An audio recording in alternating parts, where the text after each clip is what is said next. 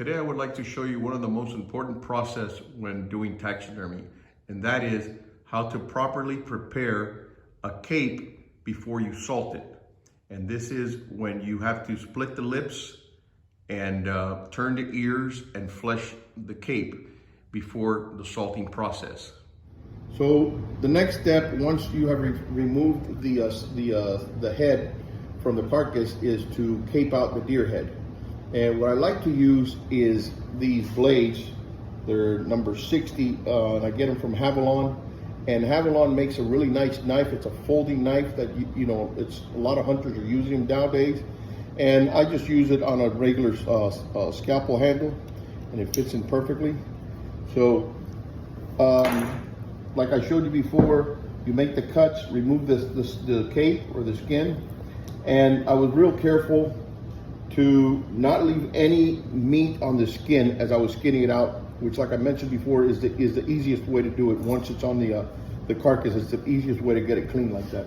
So what we want to do is we want to start here. This is the cut, the dorsal cut, and now I'm going to make like a V cut. So I want to join it with this cut. So I'm going to make sure I don't cut any of the hair.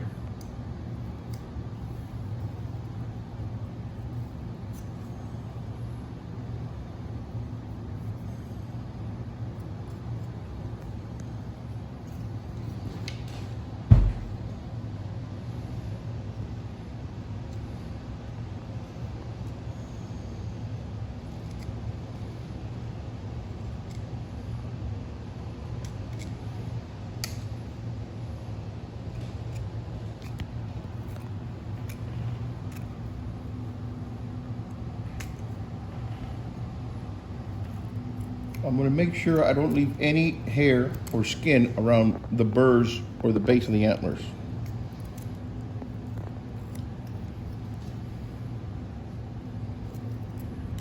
I'm going to cut very close to it. So just to start it off, once I get it started a little bit, what I'd like to do is get a screwdriver. And with the screwdriver, I get it there and I push it in, and I start peeling it around the base of the horns.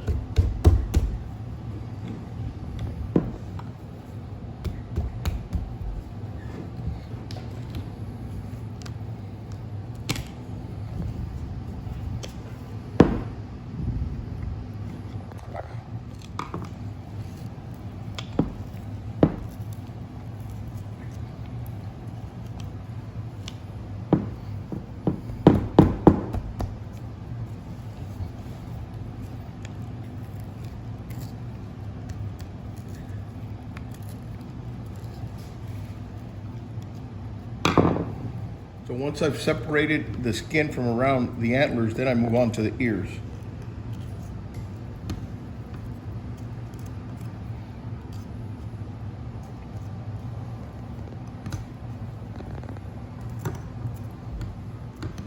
It's a good idea to start separating the ear cartilage while it's still on the head, because it almost serves like as a third hand when trying to turn the ears inside out later on. So I just want to skin it out to show you where I'm going to make my cut for the ear. I'm going to come here, and you can see that this cartilage is part of it right here. You don't want to cut here, so you want to cut closer to the head. Okay,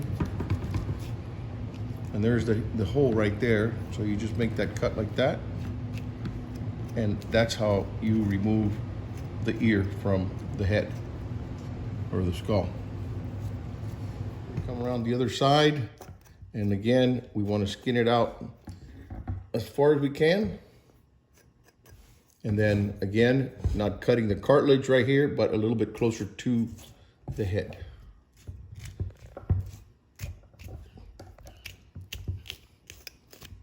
So now we have removed the ears. Okay. We're moving on to the eyes, but as you can see, I'm trying to cut close to the skin and not leaving any red meat.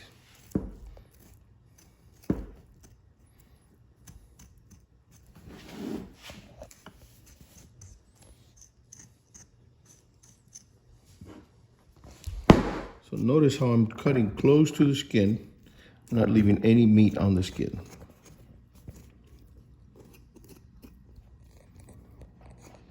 So now we're getting close to the eye.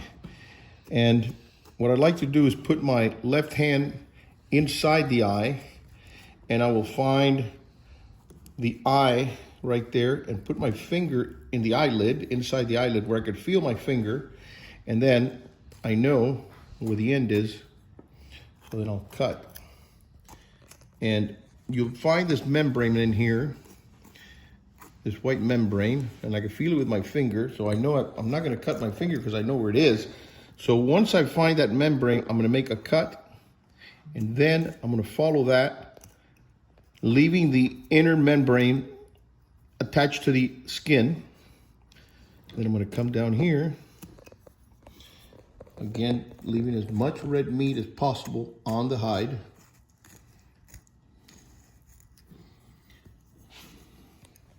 Now, when you get to the corner of the eye, it's where it gets kind of tricky because you have the tear duct there.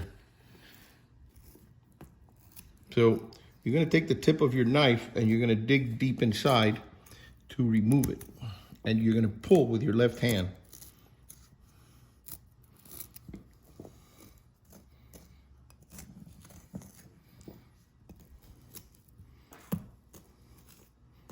And that's it. So you've got your eye. And again, cutting close to the skin.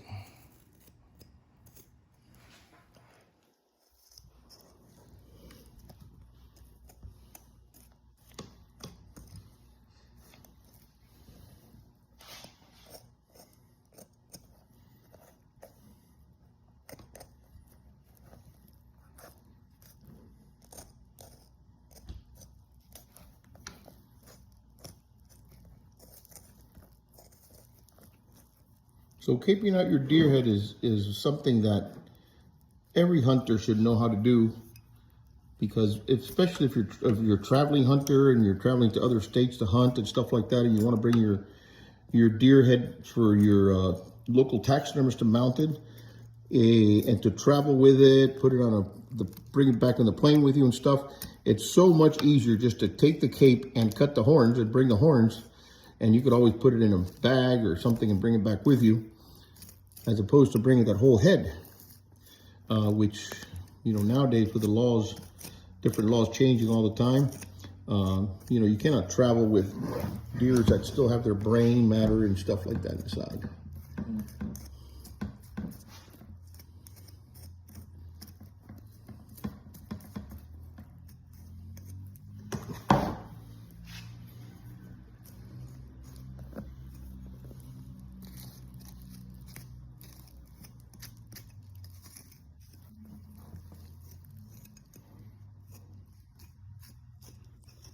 So once you start getting to the lips, you'll find that it's the skin here, it's just difficult to skin. So you want to cut back here about 1 inch and then grab that inner lip and start skinning it out. Some people like to, at this point, they like to turn the head in, upside down like this, and skin it from the outside, which is fine, or you could do it both ways. I'll do it on the outside so you can see.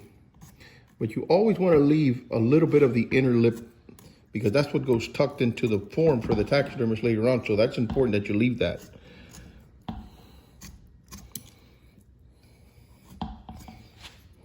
There's the bottom lip here. So you want to cut close to the skull here. Okay.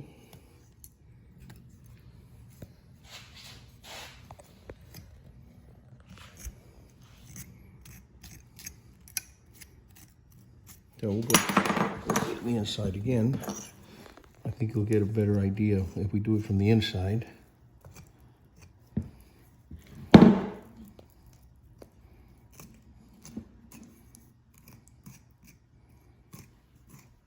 And now you're getting close to the nose.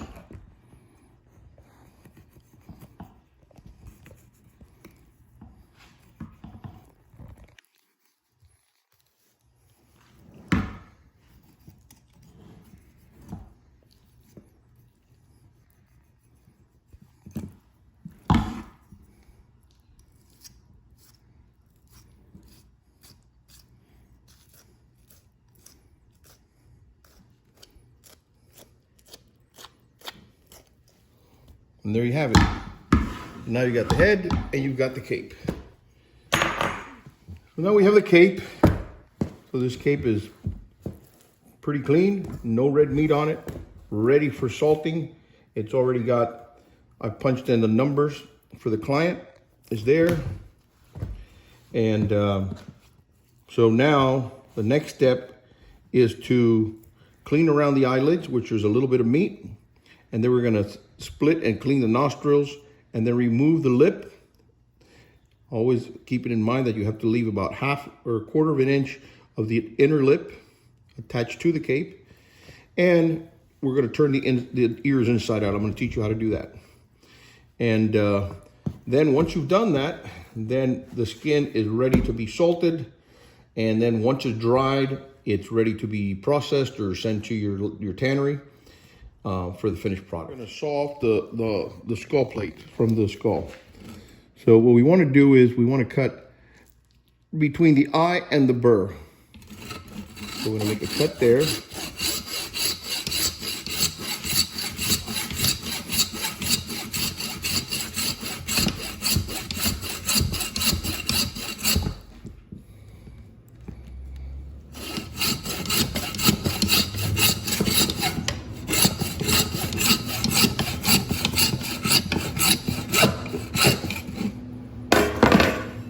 Then we're gonna flip this head over and we're gonna take some of this meat off the back of the head. So we won't have a problem sawing it. Now, a lot of times, people wanna just cut the skull like this and not leave enough bone back here. What you wanna do is you wanna cut the skull. Here at the top of the head, the skull, you want to start cutting there and then make a cut straight down. So leave a little bit of that skull plate there.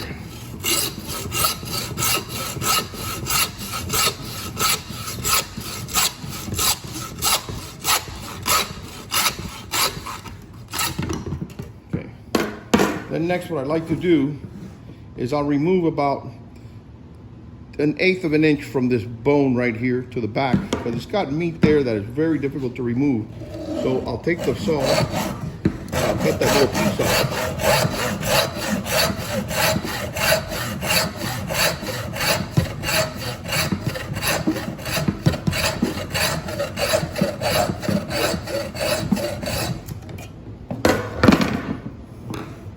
Then we'll remove the brain,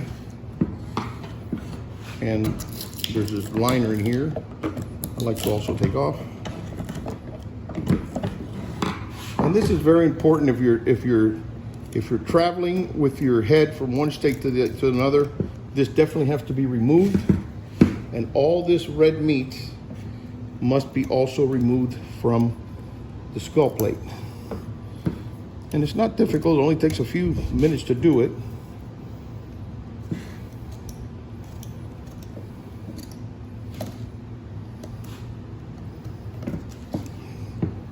And I feel that by leaving this little piece of bone here, you know, I could handle it better and remove some of this meat from the skull here, or for the skull plate, I should say.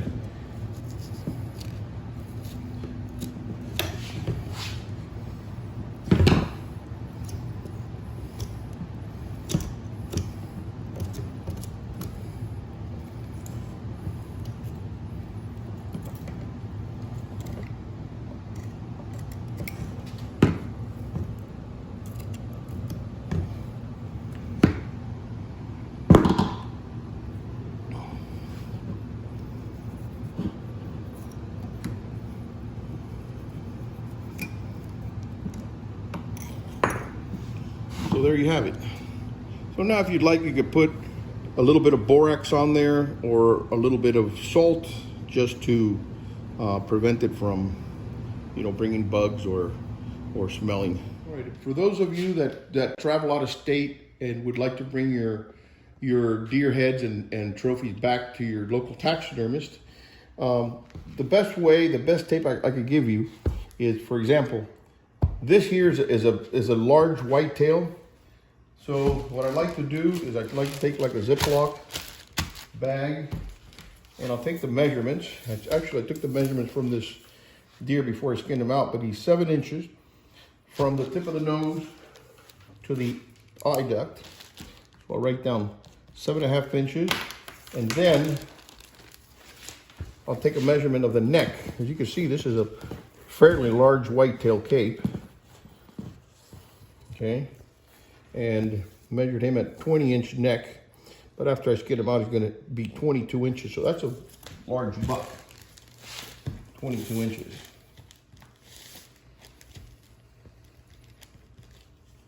So after I skinned him out and got them all fleshed out and everything, and I haven't turned the ears or nothing, so all that's intact for the taxidermist to do later. So I'll wrap it up with the ears and nose inside, and I could fit that skin in a 1-gallon Ziploc bag. Okay, so then what I'll do is I will put this little bag with the cape in a freezer and have it frozen solid, so when I travel back home with it, I can bring it back with me, either in my suitcase or a cooler with my meat, or in a box. And a lot of times what I'll do is, if I will, you know, if I've got a freezer where I could put the whole rack and everything, I'll just take it and put the cape inside, and then make a little box for that, or put it in a cooler, bring it back home with me.